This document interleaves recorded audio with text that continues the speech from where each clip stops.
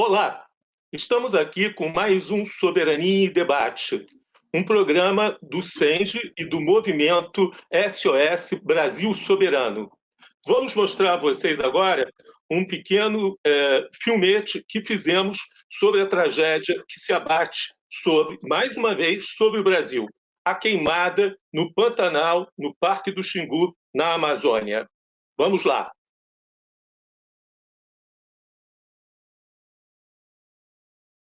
Desde o início do ano de 2020, mais de 76 mil focos de incêndios criminosos propositais consomem a floresta amazônica, muito especialmente a área do Xingu e do Parque Nacional do Xingu, idealizado pelos irmãos Vilas Boas e criado por Darcy Ribeiro em 1961. O Parque Nacional do Xingu abriga 5.500 índios remanescentes de mais de 5 milhões de indígenas que habitavam o Brasil quando da chegada dos europeus em 1500. Lá estão Cuicuros, Calapalos, Nauquás, Maticos, Mainacos, Uuarás, Tapaiunas, Caiapós, Crenhacarores. Esses eram chamados de os índios gigantes, que quase foram exterminados. Chegaram a apenas 79 índios depois do primeiro contato, em 1973, e agora se recuperam lentamente do quase genocídio dos anos 70. Todos estão abrigados no Parque Indígena do Xingu, agora ameaçado pelas queimadas, pelo desflorestamento e pelo garimpo ilegal. Também estão ameaçadas as nossas florestas com as árvores da copaíba, a grande copaíba de 35 metros de altura, árvore gigante de óleos, resinas cheirosas e curativas. O angelim, o andirá, o visgueiro, com seus majestosos 35 metros. A castanheira, rica em proteína vegetal, árvore de 50 metros de altura, queimada e derrubada para ser substituída por pasto ou projetos de mineração de capital estrangeiro. O buriti, essa orgulhosa palmeira de 20 metros de altura, que recupera e salva os olhos d'água que formam os rios. E os rios estão sendo ameaçados. Destruída a mata ciliar, aquela que forma galerias em volta dos rios e igarapés. As águas morrem, os rios desaparecem. Estão matando os rios. Em língua indígena, Pará, Paramirim, Paraguaçu, Paracatu, Paraúna. Tudo míngua. Mas os rios estão sendo também envenenados pela exploração mineradora e por fertilizantes e corretores químicos de solo. O boto, esse animal mito da Amazônia, sedutor das moças, também desaparece. O pacu, o peixe-zebra, a cari, o tambaqui, o tuvirá, as rãs e pererecas mais coloridas do mundo, ninguém mais verá. Desaparece também o açaí azul e o araçari. E mais, desaparece com isso o animal símbolo desse país, a onça pintada, a silenciosa, fantasmagórica onça pintada caçadora de jacaré. E a sua prima, o puma, a furtiva, solene onça parda, e no escuro fundo da floresta e crepuscular onça preta, o jaguaretê, jaguarapinima, jacanguçu, canguçu, o vulto da noite, o jaguar. As araras que colorem de azul e vermelho a floresta verde, fazem a alegria da mata, vão também desaparecer, vão sumir no fogaréu. A sucuri e a surucucu das lendas e histórias dos ribeirinhos, que dizem engolem um boi inteiro, ficando só os chifres de fora das bocarras, também vão desaparecer. Com isso, toda a floresta queima nesse momento. Nós não somos os culpados, nós sabemos. Os culpados foram identificados. Um punhado de homens sem coração, cujo único interesse é o lucro e o lucro. Não geram sequer um emprego, não geram renda para o povo brasileiro. Apenas aumentam sua fortuna. São um punhado deles que estão queimando o Pantanal, estão queimando o Parque do Xingu, estão queimando a floresta amazônica. Faça alguma coisa, agora. Fale com seus amigos, fale com sua família. Proteste. A Amazônia é nossa, não foi feita para ser queimada. Viva a floresta. Viva os povos ribeirinhos. Viva os povos indígenas.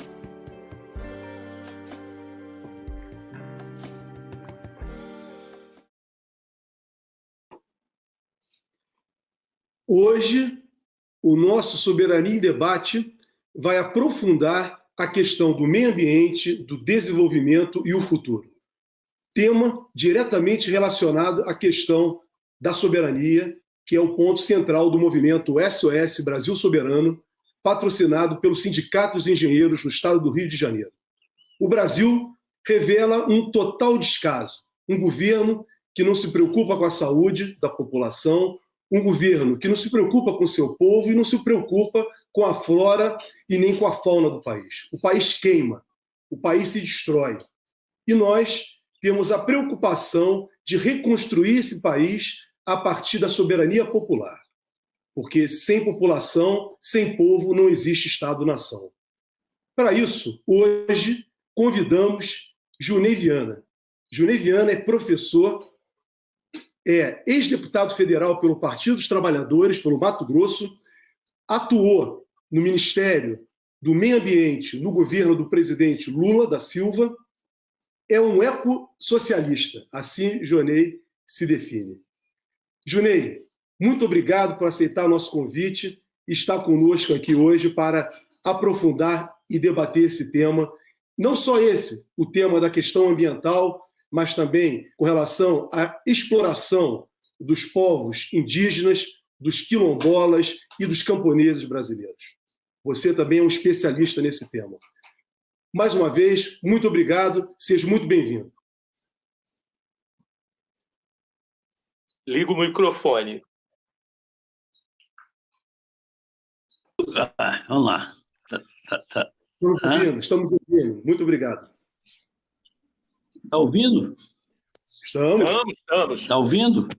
Estamos. Não, tudo Ótimo. bem. Olha, eu agradeço ao SENGE, ao SOS Brasil Soberano, o convite que me fizeram, e agradeço a paciência aí do Jorge e do Francisco, né, que também vão possibilitar um diálogo produtivo e que espero seja educativo também, né? Eu acredito que, sem demagogia, está havendo alguma coisa nova neste período que parece recessivo, negacionista. Exatamente são essas manifestações dos bens comuns virtuais, tipo Brasil Soberano. Isso é muito poderoso. Mais poderoso que os inimigos pensam. Perfeito.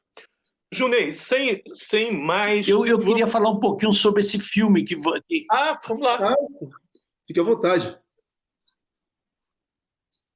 Sobre o filme... Fique à vontade. Eu acho que ali é o filme aí que foi o Chico e a Ana, né? Que fizeram, né? Ele deu roteiro, Ana Terra, né? Que bom. Olha, eu morei 22, 25 anos porque teve períodos assim intermitentes, em Cuiabá, Mato Grosso. Então, e aprendi a gostar do Pantanal, de visitar a Transpantaneira, andar pelo Rio Paraguai até lá embaixo, na divisa, você entendeu? Conhecer as unidades de conservação, os hotéis, inclusive para diversão. Eu não gosto de pescar, nem de caçar, nem nada, certo? Mas gosto de conviver com a natureza e me aproveitei muito. Então, eu estou muito aborrecido com o que está acontecendo com o Pantanal. E, desgraçadamente, isso acontece não só com o Pantanal, mas acontece com o Cerrado, com a Caatinga e com a Amazônia, você entendeu? Com os nossos 4 biomas, além, em menos escala, o Pampa, você entendeu? O que está acontecendo é algo criminoso, você entendeu? Existe, vamos dizer assim, causas imediatas, que são manejos inadequados por parte de fazendeiros, que tradicionalmente tinham adotado a pecuária extensiva e em pastagens naturais. E muitos estão renovando as pastagens, desmatando para pastagens plantadas. Isso é uma diferença importante naquele ecossistema. Segundo, é que existe também o elemento emergencial, que é a ausência de governo, a ausência de Estado politicamente adotada, não é algo circunstancial, não é algo assim por uma casa. dominado pela política, pelo governo Bolsonaro, que inviabilizou o ICMBio, inviabilizou o IBAMA, você entendeu? E abriu porteira para que fazendeiros façam a sua boiada, você entendeu? Dessa forma inadequada, insustentável. E, finalmente, a gente também não pode deixar de efeito estufa, do aumento da temperatura média da Terra, entendeu? Que são medidas de longo prazo, entendeu? Alterações climáticas de longo prazo, mas que se evidenciam hoje em eventos climáticos extraordinários. Haja vista os incêndios em proporções gigantescas que está acontecendo na Califórnia. E isso está acontecendo também no Pantanal. Juntando essas três causas, fazendeiros que adotaram práticas, vamos dizer assim, insustentáveis. Ausência da fiscalização, da repressão e do combate ao fogo. E, finalmente, as mudanças climáticas, nós temos essa tríade que vai... mas também a Amazônia e o Cerrado, que são um grande patrimônio da e que nós somos soberanos sobre eles, embora aceitemos a responsabilidade comum com toda a humanidade. Isso não há incompatibilidade, você entendeu? Essa demagogia que o governo se propõe ser nacionalista, defendendo a Amazônia contra interesses diversos, em contrapondo aqui ambientalistas, que os governos, que o próprio capitalismo de outros países exijam proteção ambiental, isso é uma forma assim, enviesada de você querer um processo de desenvolvimento que seja altamente predatório e desrespeitoso para com a natureza. Então, ele está na contramão da história. Perfeito, perfeito. Vamos ter que voltar a isso. Tá? Junei, nós estamos... nesse momento, você acabou de descrever com perfeição a grande crise ambiental que estamos vivendo, mas estamos vivendo também crise política, uma crise econômica que antecede a Covid-19, vide o PIB do ano passado, anterior à Covid. Estamos vivendo uma crise ética, e ética na política, ética da sociedade, porque vivemos um momento de vale-tudo, e esse vale-tudo também está na política. Vivemos uma crise, né, de relações, né, interpessoais, né? As pessoas estão numa descrença muito grande. Né? Como chegamos a essa situação? O que aconteceu, né, nessa tsunami, nessa situação de crise com o Brasil? Olha, a política é uma arte de você compatibilizar enfrentamentos de classes, de grupos. Você entendeu? E o Estado, você entendeu? Seja por mediação dos conflitos, seja por imposição de uma determinada posição, ou seja, daquela que for hegemônica, que seja dominante. Acontece que a história nos delegou um patrimônio de um relacionamento, quer dizer, razoavelmente aceitável do papel do Estado, ou seja, de mediação. E, óbvio, por detrás e de controle do poder em função dos interesses maiores do capital. Tudo bem. Agora, nós estamos vivendo uma época em que, dada a crise do capital financeiro, desde 2008 e até antes, você entendeu? Onde a postura, a agressividade da classe dominante, particularmente do capital financeiro, exige do Estado medidas coercitivas, repressivas e discriminatórias para facilitar a sua apropriação, expropriação do excedente social, ou seja, daquilo tudo que a gente produz e que eles antecipam a sua apropriação pelo capital financeiro. Pois bem, então, o que tem de novo é que, de uma certa forma, esgotou-se um período onde a luta de classe, da classe trabalhadora, dos camponeses, da cidadania, dos intelectuais, estudantes, impuseram um padrão de comportamento do domínio da classe dominante. Quer dizer, ele tinha que respeitar certas normas, não só fazer eleição, mas respeitar o cotidiano dos direitos das pessoas. E, literalmente, com o neoliberalismo, eles, no caso, né, impuseram um outro padrão, que é o padrão seguinte, de quem sobrevive o mais forte, entendeu? De que o Estado não é necessário para regular as relações do capital com o trabalho, que o Estado não é necessário para que você enfrente os conflitos econômicos e sociais, e também que eles não precisam de regulação, entendeu? Para que eles possam se apropriar, seja dos bens comuns naturais, seja os produzidos pelo trabalho humano. Ou seja, é a superexploração do trabalho, apropriação antecipada do produto social, porque é via dívida pública, via dívida privada, via intermediação financeira. Isso é coisa que o Ladislau Dorbo já nos ensinou, não é isso? E outros, né? O Piketty, né? E outros que mostram que é uma forma de você explorar, super expropriar, e acontece isso, quer dizer, está em crise, o PIB é baixo, mas os lucros das grandes corporações é alto. E o gap, a distância, você entendeu? Do que é apropriado, ou expropriado, você entendeu? Aumenta. Então, o que acontece é a concentração de renda, maior desigualdade social, entendeu? Que só pode ter dois mecanismos de controle. Você tem um mecanismo ideológico, que é esse aqui. Não, você não sobrevive ou não consegue conquistar o seu lugar só porque você é um fracassado. Entendeu? Aí é aquele individualismo exacerbado, a ideologia de que o indivíduo é que supera. Então, destroce aquelas possibilidades que o coletivo construa suas histórias.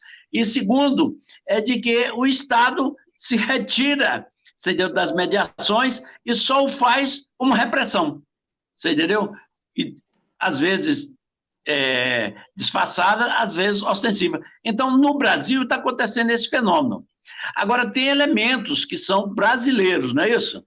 Por exemplo, nós, desde a década de 40, quando houve a redemocratização, eles impuseram um padrão em 47, 48, não foi em 45, a meu ver. Foi quando eles deram o golpe de 47, 48, proibindo o PC, caçando os registros e dificultando que a classe trabalhadora tivesse organizações suficientes para enfrentar o capital. Interessante. Não digo para fazer revolução, não. Eram sindicatos com organizações nacionais que foram proibidas, não é isso? E que não podia. E outra coisa, e com a exclusão total de direitos civis e econômicos para os camponeses. Você entendeu? Nem a CLT eles permitiu aos camponeses.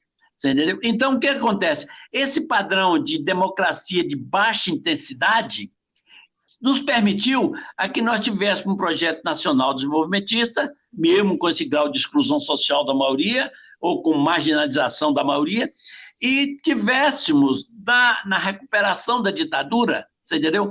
Governos que fossem, vamos dizer assim, social-democratas. Eu diria que são alguma coisa assim mais trabalhistas, que compõe mais a história brasileira. Isso inclui Fernando Henrique, Lula e Dilma, certo?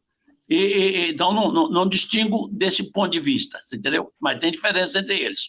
Bem, resumindo e terminando, eu diria que quando eles toleraram que uma esquerda, mesmo ela ideologicamente diluída, que foi o PT, primeiro o Fernando Henrique, que também era esquerda, depois a diluição do PT, com o pacto lulista, com os banqueiros. Então, tolerou. Acontece com essa crise que eu falei de 2008, acelerou a possibilidade de eles não terem custos com Estado Social, você entendeu? Avançar sobre aquilo que era protegido pelo Estado, tornar isso fonte de lucro, você entendeu? Então, eles precisavam tirar o governo para poder estabelecer um Estado menor do que ele era antes, que é o que está acontecendo com o governo Bolsonaro. Eu diria... Oi? Não, pode continuar. Eu ia te fazer ia colocar uma questão exatamente a partir daí para você. Pode? Posso, por favor. Então, te interromper, que eu pegar um gancho. Porque, na verdade, para os nossos internautas e telespectadores e ouvintes aprofundar a questão, você está nos aclarando, né, a questão da luta de classes e, principalmente, Junei, você está tornando, para mim, particularmente, acredito para os nossos internautas também, a brutal crise do capitalismo.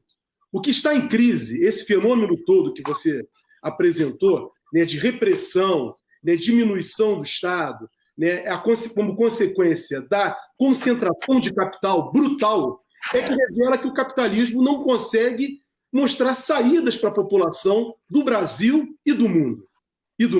Aí, nesse particular, então, especificamente no caso brasileiro, né, com relação à questão das queimadas, a destruição do país em si. Quer dizer, todo esse quadro que você acabou de nos explicar, né, nesse momento, o que decorre disso? Decorre dessa crise algo muito feio, algo muito estranho para nós, que é o bolsonarismo, que é essa coisa distorcida, né, agressiva, que mira armas para a população, reprime qualquer pessoa que se coloca contra esse projeto de destruição, que só favorece a muito poucos. Então, o que eu queria pedir a você, se você poderia, prosseguindo na sua fala, aprofundar, é encaixar exatamente isso, quer dizer, essa figura estranha do bolsonarismo, inclusive na questão ambiental, quer dizer, deixa passar a boiada, destrói tudo. Está contigo. Certamente. Sim, olha, eu acho que o bolsonarismo é a direita que saiu do armário, sabe? Ela ficava escondidinha e votava no PSDB, no DEM, você entendeu? De repente, ela se apresentou enquanto uma força política. Eu diria que o Bolsonaro ele foi o veículo, o cavalo que passou, você entendeu? Assim, na frente, e eles pularam em cima. Óbvio que tem uma construção internacional, nacional, as relações aí por detrás do pano. Mas poderia ser, o ideal deles era que fosse o Alckmin, não é isso? Só que aí entra um problema, é que a classe média, você entendeu? A classe média foi importante na quebra dos governos assim, social-democráticos ou trabalhistas, particularmente os do PT, você entendeu? E então o que aconteceu é que quando quebrou o pacto lulista, que os banqueiros rejeitaram a Dilma, e alguma parte da classe trabalhadora, tipo Solidariedade, tudo saiu do pacto ali, que existia, você entendeu? Óbvio que estava armado o esquema para o golpe, você entendeu? E não foi possível reverter, você entendeu? Agora, veja bem, então, a direita no Brasil, nós tínhamos um déficit de consciência do que era a direita no Brasil. Nós nos enganávamos que a direita era o PSDB, você entendeu? Ou o DEM. Na verdade, uma parte da direita estava no PSDB, no DEM, como está até hoje, mas existia uma parte que não se sentia representada politicamente. E aí foi o esquema das grandes manifestações, onde a classe média tomou protagonismo, entendeu? E ainda tem protagonismo, e deu sustentação política, você entendeu? Inicial a essa nova direita, o bolsonarismo. Então, veja bem, o bolsonarismo é capaz de satisfazer o interesse do grande capital, com a redução do Estado ao mínimo, minimorum, você entendeu? E também aqueles setores mais conservadores, por motivos comportamentais, né, tipo evangélicos ou militares, anticomunistas, coisas desse tipo, também que é ideológico, né? E unificou essa coisa. Eu diria, veja bem, que a unidade da classe dominante, a aliança de classe que deu o golpe de 16, ela é mais poderosa que a aliança de classe de 1964. Ela é mais profunda, ela tem mais unidade. Em 64 ainda tinha setores da burguesia que não eram internacionalizados, que pactuavam com o Projeto Nacional Desenvolvimentista. Hoje não tem. Segundo, você tinha um estamento militar que tinha resquícios nacionalistas, mesmo que fosse de direita, porque eles tiraram a esquerda das Forças Armadas, mas tinha. E outra coisa, com o golpe, existia uma mentalidade de um capitalismo onde tolerasse, desde controlado, a classe trabalhadora, particularmente a classe operária. A do campo, não. Você entendeu? Eles não toleravam. Mas os seus instrumentos, eles não destruíram. Pelo contrário, eles procuraram se controlar. Esses aqui estão nos colocando na linha de Thatcher. Você lembra? Que destruiu o sindicato mineiro? Né? Está na linha de você destruir, por exemplo, as organizações sociais. E destruir de uma forma sistemática, e não apenas pela repressão. Então, você destrói assim, retirou o financiamento das associações dos sindicatos, retirou as possibilidades de financiamento da agricultura familiar e prejudica não só a MST, mas a CONTAG, as outras entidades e outros movimentos. Então, eles têm... vai na cultura, e agora mesmo, assim, tem mais de 15 universidades, se não me engano, que foram nomeadas exatamente aqueles que não foram eleitos. Então, é um plano sistemático, você entendeu? E muito profundo. E com uma ideologia que é a ideologia do nada, você entendeu? É assim, salve-se quem puder, o mais forte se impõe. E se for preciso, o Estado dá uma mãozinha para ele. Então, eu acho que nós estamos diante de um novo patamar do Estado brasileiro. Eles estão fazendo uma reforma do Estado brasileiro, da forma como o Estado se relaciona com a sociedade, você entendeu? Então, eu diria que é algo bem profundo, que nós não tínhamos, nós tínhamos ilusão de que era impossível que um projeto dessa natureza ganhasse a eleição no Brasil. Pois ganhou, claro, retirando o Lula, não é isso? Fazendo a Lava Jato, né? Fazendo todas as circunstâncias, mas me diga uma coisa, mas mesmo assim eles mobilizaram massa, vamos deixar claro, mobilizaram massa, você entendeu? E puseram na rua, tomaram as ruas da esquerda, das organizações sociais, e até hoje nós não conseguimos ainda retomar as ruas ou de confrontá-los. Claro que tem a pandemia ao meio, tem uma crise sanitária, como você relacionou. Bem, e digo mais, só para terminar, o enfrentamento da crise sanitária, do ponto de vista de quem deu golpe, e principalmente a força mais direitista, quer dizer, a ultradireita, que é o bolsonarismo, entendeu?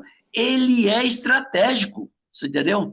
Ele transforma derrota em vitória, transforma genocídio como se fosse virtude, faz discursos assim, totalmente que nós achamos que era coisa de maluco. Não, é coisa de poder, não é coisa de maluco. Então, nós temos que repensar todas as nossas táticas do enfrentamento e não ter a ilusão de que a simples eleição de amanhã ou da de depois de amanhã vai resolver esse problema. Eu não tenho.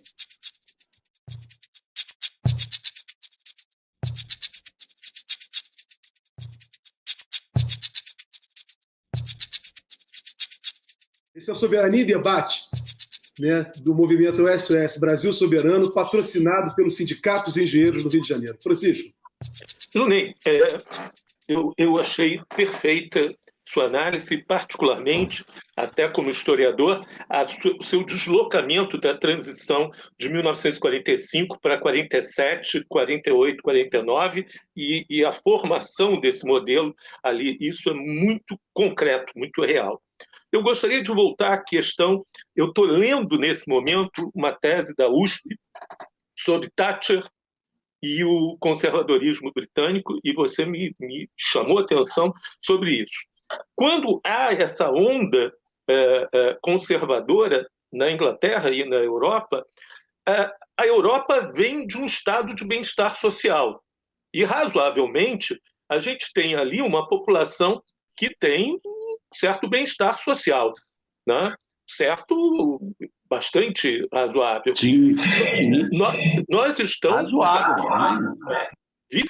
Eu morei na Europa, eu tive que estar lá, estudei na Europa, etc.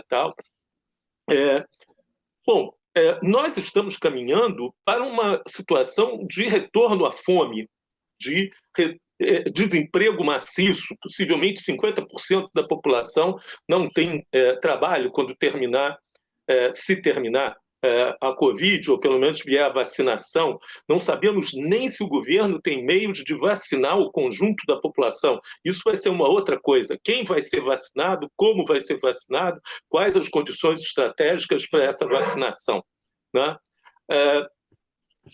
Como esse governo pretende, né, enfrentar, né, um processo, e você marcou bem, ideológico, de venda do Estado mínimo, venda do afastamento, quando se deparar no pós-eleição, amanhã, com a questão real da pobreza, da miséria, do desemprego, né, que não é a mesma da Europa naquela situação. Há um momento em que as pessoas vão cair na real, né? Vai ter que cair na real e vai ter que se enfrentar isso. E essa real vai ser, muito possivelmente, o ano de 2021. Né? Como enfrentar isso? Mesmo que a esquerda tenha perdido a rua, ela vai ter que ter um projeto que enfrente essa realidade. Eu concordo contigo. Eu diria, você entendeu, que nós também temos que nos reinventar, pô. A esquerda tem que se reinventar. Veja bem, vou te dar um exemplo. Eu estava vendo o discurso do Sted no outro programa que vocês fizeram com ele, né? Vocês repararam que nesses 2, 3 anos não houve abril, né? Do Sem Terra, não houve comemoração. Sabe o que é? Não é porque eles deixaram de ser combativos, é porque eles estão compreendendo que nós estamos numa defensiva estratégica. Você entendeu? Então, você, quando está em defensiva estratégica, você não pode jogar as forças organizadas que você tem para um embate que pode lhes derrotar estrategicamente, quer dizer, desarticular todas as suas forças. Então, então é um processo, isso sim, que precisa acumular. Então, eu diria para você, Chico, e você, o Jorge, o que vocês estão fazendo, você entendeu? É um processo de acumulação de forças. O Brasil Soberano é uma iniciativa de uma praxis, você entendeu? Que não é controlada pelo Estado, não é controlada por um partido, você entendeu? Ele é democrático e, ao mesmo tempo, abre espaços para personalidades, movimentos e tudo mais. Então, vocês estão construindo... Olha, eu reparei esses dias, desculpa, eu sou muito ruim desse negócio de internet, vocês já viram, mas também não sou burro, saco das coisas, entendeu? Então, veja bem, quantas milhares de lives, rodas de conversa, entrevista, está acontecendo no Brasil hoje? Eu te pergunto, isso é feito pelo PT, pelo PSOL, pela PCO? É feito por eles, mas a grande maioria é feito pela sociedade civil e por indivíduos ou pequenos grupos. Estou certo ou não estou? É verdade, é verdade. Esse é um espaço democrático que eles vão querer cercear logo, logo, você vai ver. Esse é um espaço democrático que hoje muitos teóricos estão considerando isso um bem comum, que nós nos apropriamos. O capital se apropriou, faz dinheiro com isso, a coisa toda, não é isso? Mas também deu uma brecha, porque senão ninguém vai abrir um live, ninguém vai acessar, ninguém vai mandar zap, se não tiver espaço para ele manifestar. Porque é a essência dessa nova forma de manifestação. Vou te dar outro exemplo. Dialogando com os camponeses, com o Sted, ele falou, o PAA foi o mais bem-sucedido programa de governo do Lula. Não foi isso que ele falou? Porque era uma compra antecipada. Não era financiamento, era simplesmente você antecipa a compra. Veja bem, e produz e tem garantia do comprador. Agora, observa bem, de vez em quando me bate a minha porta, aqui não é literal não, é bater na internet, certo? Circuito de venda do produtor autônomo ao consumidor. Provavelmente já bateu na porta de vocês também. Então, eu compro produto orgânico, compro produto agroecológico, você entendeu? De produtores. Agora eu estou com alguma dificuldade, porque eu mudei um pouco o local e está um pouco, mas estamos já readequando. Milhares de pessoas estão fazendo PAA particular. Entende como é que é? Entendo. Então, a classe trabalhadora está criando mecanismos, você entendeu, para poder sobreviver. Vou te dar um exemplo. Na minha quadra lá, aqui em Brasília, o parquinho das crianças, eu tenho 2 netinhas, e eu saio quase todo dia. Agora não, com esse negócio de pandemia, não. Então, ali virou, eu milito na infância da quadra, da festinha, da gestão do parquinho, da comunidade. Isso é administrar o bem comum, onde o Estado ele tem uma função, mas ele não administra. Então, nós estamos criando praxis, às vezes, quer dizer, com conceitos e teorias atrás, às vezes empiricamente, você entendeu? Do novo. Você se lembra quando houve a manifestação de 2013? Aí as forças tradicionais, incluindo PT, PSOL, PCdoB, BBB, essas coisas todas, você entendeu? Inclusive as sociais, CONTAG, MST, UNE, CUT, essas coisas todas, ficaram assim, estarrecidas, né? Como setores sociais se mobilizaram pela internet, não foi? Isso gerou uma crise de consciência para nós, falando assim, uai, como é que os caras adquiriram uma capacidade de mobilização, de organização, que nós não supostamente tínhamos e não temos? Olha, então são coisas novas. E de lá para cá, essa coisa foi se organizando. O que aconteceu? Nós que estávamos fora do mundo virtual, entramos. Provavelmente o Brasil soberano não existia em 2013. Não. Certo?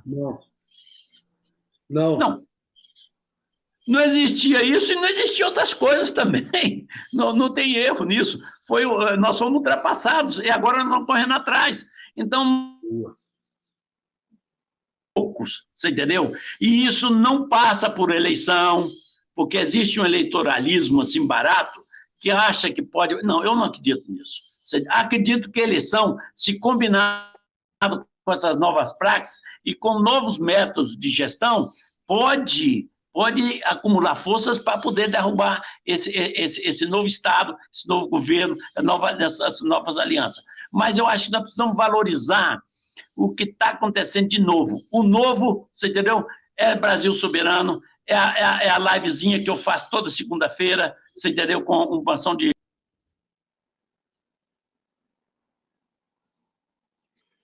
E às vezes são acidentes.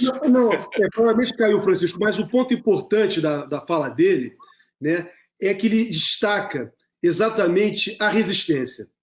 O que muitas pessoas, né, do campo progressista, do campo popular, nesse momento, percebem que não há resistência, o que não é verdade, como ele está colocando bem, há resistência. E o Junei voltou. Junei, quando houve a queda da internet, eu e o Francisco estavam aqui conversando, na sua fala, né, muito importante, o que você destacou, né, que me chamou muita atenção, é que, ao contrário do que muitos imaginam, né, nesse momento, no Brasil, existe uma resistência efetiva. Essa resistência ela pode não estar efetivamente organizada por meio de um partido, por meio de um movimento social, mas essa resistência popular, né, é a grande fórmula para, no momento, num passo seguinte, né, haver a transformação, haver a retomada, né, das conquistas sociais, de todo o atraso que está sendo imposto. No início desse programa de hoje, nós vimos o curta-metragem, né, sobre a destruição da floresta amazônica, sobre a destruição do Pantanal, sobre a fauna, sobre a fauna. Esse programa aqui, né, nós estamos aprofundando exatamente, você está nos possibilitando para nós, né, a questão da luta de classe, a brutal crise. Essa crise não é a crise dos trabalhadores, são os trabalhadores que estão em crise. Quem está em crise são os capitalistas. É o capital. O capital está em crise. Então, você, como um especialista em desenvolvimento sustentável, como um ecossocialista, né, como você está vendo, né, toda essa questão da destruição também do meio ambiente, no Brasil e no mundo.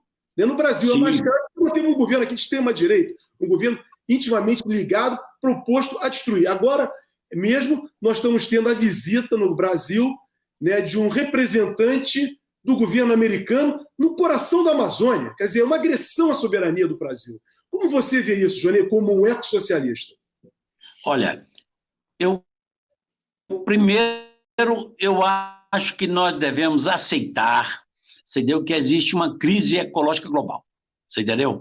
Existe crise do capital, você entendeu? Porque ele já não consegue explorar ao sistema antigo, ao modo antigo. Ele precisa explorar com mais intensidade e precisa expropriar as gerações atuais e as futuras, pela dívida. Dívida pública e dívida privada e pela circulação do capital financeiro internacional.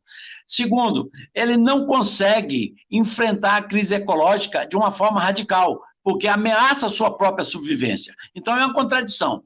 Se deixar como está indo, as queimadas, o superaquecimento, né, global, se deixar com os mares e os oceanos aumentando a temperatura e também o Ártico e o degelo das calotas, todas essas coisas que alguns cientistas nos colocam claramente. Esses dias eu estava vendo na televisão a doutora Suzana Kahn, que é da COP, do Rio de Janeiro, você entendeu? Da Federal do Rio de Janeiro, nos colocando isso com muita clareza. Ela participa do IPCC da ONU, né? Aquele painel da ONU que faz esses estudos, uma coisa maravilhosa. O fato de que cientistas atestam empírica cientificamente de que está acontecendo uma catástrofe ambiental, ela coloca em xeque esse discurso de Bolsonaro, de Trump, você entendeu? De que isso não existe, esse negacionismo. Eu acho que nesse campo da ciência eles estão derrotados. Estão derrotados. No campo da opinião pública, eles estão minoria também. Apesar de que o Trump, pelo fato de estar nos Estados Unidos, fica parecendo que é a maioria. Mas me diga uma coisa, o grande capital já aceita que tem uma crise ecológica que ameaça o próprio capitalismo, afora ameaçar a vida. Então, um governo como o nosso, que não está nem no discurso do grande capital, nem no discurso dos acordos multilaterais, tipo o Acordo de Paris, onde ele relutou, tentou sair, e ameaça agora, ontem, o governo da França, o primeiro-ministro da França falou, nós não vamos aceitar o acordo Mercosul-União Europeia sem condicionalidades ambientais. Checou o Bolsonaro, colocou em xeque essa iniciativa, você entendeu? Então, você tem lutas globais, que tem várias frentes, que condicionam essa luta interna, você entendeu? Agora, veja bem, o fato de que o governo atual, ele foi uma frente muito ampla, aonde a direita mais empedernida, mais contra o Estado, mais contra o meio ambiente, negacionista, ela apoderou-se da rédea dos instrumentos de Estado, certos aparelhos de Estado. Acontece que dentro dessa aliança tem gente que é do grande capital que não aceita esse negacionista, porque isso afeta seus negócios. Você entendeu? Então, eu acho que aproveitar as contradições do inimigo também faz parte da nossa estratégia, das nossas táticas, tudo. Finalmente, eu diria assim, que o que nós estamos presenciando hoje é algo, eu não sei, olha, você lembra que em 95 teve desmatamento gigantesco, eu era deputado. Foi naquela ocasião eu apresentei um projeto de lei de moratória de desmatamento. De mogno e de outros, você entendeu? Naquela época era muito acirrado isso. Isso gerou um debate onde o Krause, que era ministro do Meio Ambiente, ele apoderou-se dessa ideia através de algumas pessoas que eram do meio ambiente e que trabalhavam também como assessor na Câmara, e saiu aquela MP que aumentou a reserva legal da Amazônia, das propriedades da Amazônia. Foi um grande ganho. Sem aquilo, isso é devido àquela luta, àquele efeito, onde eu sou parte, mas o meio ambiente, os ambientalistas são a parte principal, você entendeu? Impusemos uma lei que protegeu, era 20%, 30%, era 50%, desculpa, na Amazônia, e saiu para 80%. Isso corresponde a 100 milhões de hectares de floresta, é algo gigantesco. Foi uma grande vitória. Quando nós, no governo Lula, você entendeu? No Ministério com a Marina, mas depois com... Nós alargamos a unidade de conservação na Amazônia, você entendeu? Nós estabelecemos uma barreira. Eles estão tentando furar essa barreira como? Decodificando as unidades de conservação, devassando os territórios indígenas, não registrando, reconhecendo os territórios quilombolas, você entendeu? E agora também fazendo alguma coisa que fez 1.600 e tantos na Inglaterra, você entendeu? De cercando os pastos comuns, os territórios comuns. Você entendeu? Que ainda existe no Brasil. você entendeu? Particularmente na Amazônia e no Cerrado. Então, nós estamos diante de uma catástrofe anunciada. Isso não pode dar certo. Junei. Não, e a pandemia, deixa eu te falar uma coisa, só aguçou isto. Mas, por outro lado, a pandemia nos tirou uma coisa que era fundamental, nossa capacidade de ir para a rua. Você entendeu? Quer dizer, de uma certa forma, a pandemia ela favoreceu mais de quem está no poder. Favoreceu mais quem está no poder. Tanto é que melhorou os índices de aprovação do Bolsonaro. Você entendeu? Então, ele com aquele jeitinho que... aquele neoliberal oportunista. Ele não acredita, mais faz, porque está dentro do jogo, né? E é populista também, oportunista. Não acredito em Bolsa Família, mas também vou fazer, sabe? Então, é um tipo assim que ele vai jogar como está jogando todos os seus recursos e armas, e tem armas também, como diz o outro, entendeu? Para se permanecer. Então, eu diria o seguinte, que nós estamos diante de uma catástrofe global e estamos diante de uma catástrofe nacional, porque aumentou o índice de desmatamento, está o INPE anunciando. O Brasil não vai cumprir as metas assumidas no Acordo de Paris, seja de redução de 36% a 39% de emissões de CO2.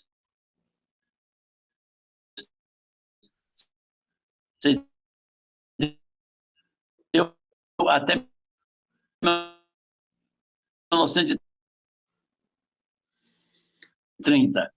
Ih, caramba.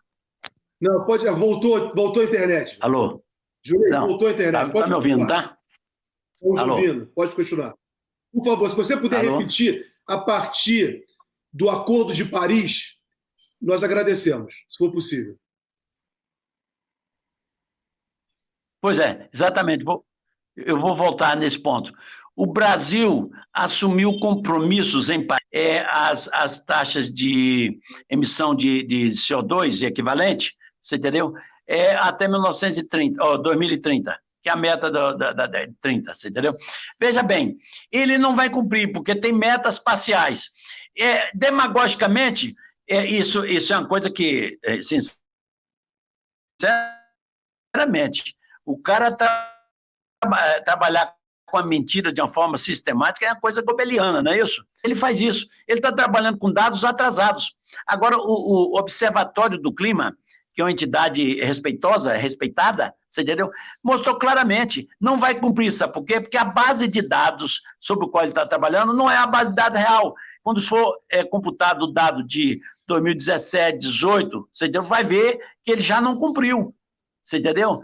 Então, eu diria o seguinte, que esse governo está fadado a ser um fracasso ambiental, além de social, como desemprego. Agora, eu queria fazer uma observação sobre desemprego.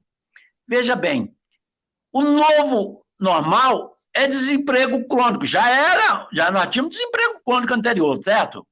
Ele foi rebaixado com as políticas anticíclicas e com o negócio da política de investimento do Estado, incentivos, que o Lula promoveu, não é isso? Agora, isso ele vai ser, o trabalho precário vai ser o normal.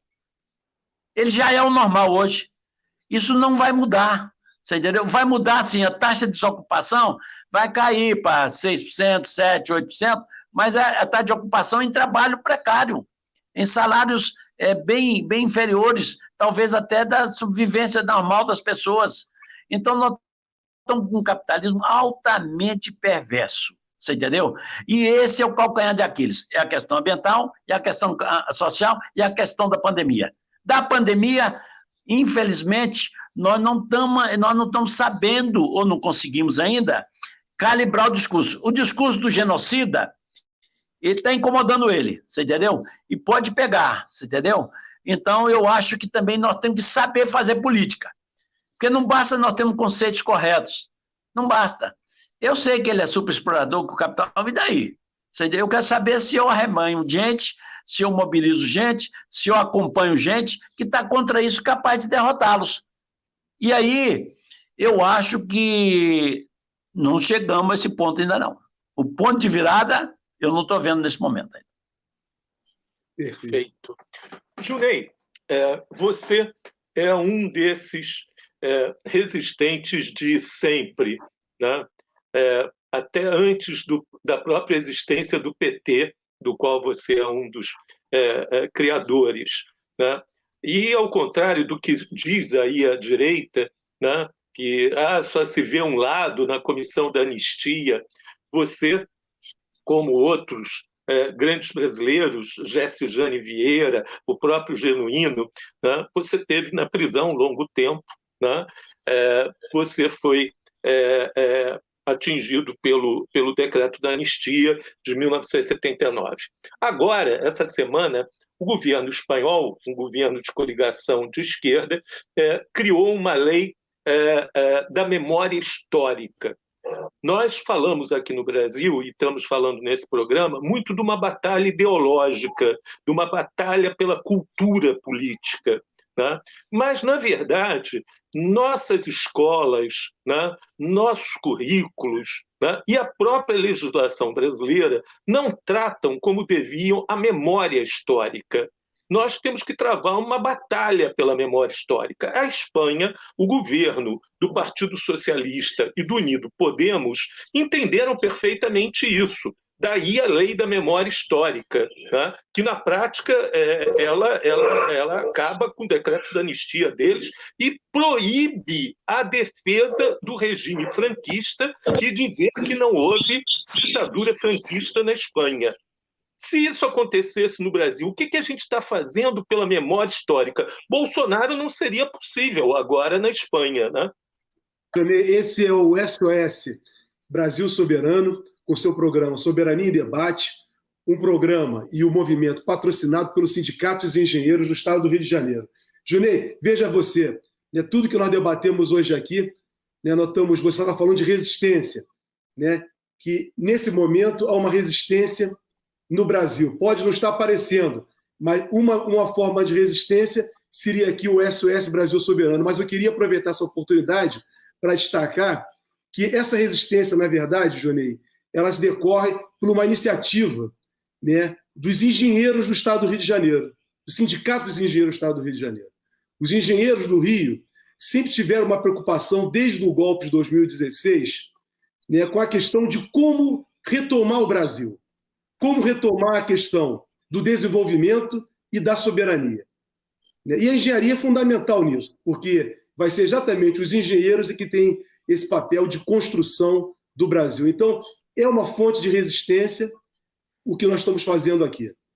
Queremos te agradecer. O tempo passou rápido, já temos 58 minutos de programa. Passou aqui uma tarde muito rápida. Procuramos aprofundar, na medida do possível, os temas, né, relacionados à questão do meio ambiente, que você tratou da questão das lutas de classe, e você tratou também, né, principalmente, os graves problemas do Brasil, problemas não resolvidos. Mas, acima de tudo, você, nesse programa, nos apontou para uma direção no futuro, e nos mostra que temos esperança. Em breve, esperamos, né, será possível efetivamente termos um governo efetivamente progressista no Brasil, um governo de bases populares. É isso que nós podemos tirar, Francisco Carlos, dessa sua entrevista hoje aqui. Muito obrigado por você ter aceito o nosso convite, muito obrigado por você passar todo o seu conhecimento e a sua luta, que, como o Francisco Carlos colocou, foi uma luta realmente efetiva de transformação desse Brasil. Desde jovem, muito jovem, nos anos 60, lutando, ficando mais de 10 anos preso, e hoje aqui resistindo junto com as suas netas, que é o futuro desse Brasil. Então, esse é o programa de hoje. Era exatamente a questão ambiental, o desenvolvimento e o futuro, e você nos aponta esse futuro. Obrigado, Junei. Suas considerações finais aí para nós. Olha, o presente vocês estão fazendo é uma forma de luta política e de resistência. Eu estou fazendo e muita gente está fazendo. Isso ainda não tem uma síntese, nem teórica, nem prática. E não tem uma expressão pública sendo capaz de enfrentar a ofensiva da direita. Por isso, nós estamos ainda na defensiva. Quando nós empatarmos o jogo, partir para cima deles, você entendeu? É que aí que o jogo vai ficar bom, entendeu? Eu acho que nós vamos chegar lá. Nós vamos chegar lá. Sabe por quê? porque é o seguinte, essa é uma ditadurazinha disfarçada, você entendeu? Conceitualmente muito fraca, muito relé, você entendeu? Muito frágil do ponto de vista dos seus conceitos. A sua dominação é uma mistificação muito grosseira, você entendeu? Mas está surtindo efeito. Agora, cabe a nós, como o Sindicato dos Engenheiros, que sempre foi combativo, você entendeu? O Brasil Soberano, as outras forças que se organizam, mesmo pela internet, mesmo por essas formas, que agora eu estou entendendo, sabe? Isso é uma coisa poderosa, é revolucionária. Se valeu para eles, vale para nós. Nós temos futuro. E o futuro, entendeu? É um ex-socialismo, é um governo democrático, é a coisa da classe trabalhadora, das mulheres, das crianças, do quilombolas, você entendeu? Dos negros, você entendeu? Do ecofeminismo, de tudo aquilo que eles querem negar. E até o direito de lutar, se eles querem negar. Mas não conseguirão. Até. Bravo. Bravo, muito obrigado, muito obrigado. Francisco, suas considerações finais aí e encerramento do nosso programa. Foi um programa muito rico, muito cheio de pontos que têm que ser desenvolvidos, pensados. Obrigado, Gilney. Obrigado. Muito obrigado, Obrigado aos nossos internautas também que nos acompanharam até agora, nossos telespectadores, ouvintes. Esse é o Soberania em Debate, o programa do movimento SOS Brasil Soberano, patrocinado pelo Sindicato dos Engenheiros do Estado do Rio de Janeiro. Convidamos todos para, na próxima semana, estarmos aqui para debater e refletir a respeito dos graves problemas que estão passando na sociedade brasileira. Até lá. Até lá a todos.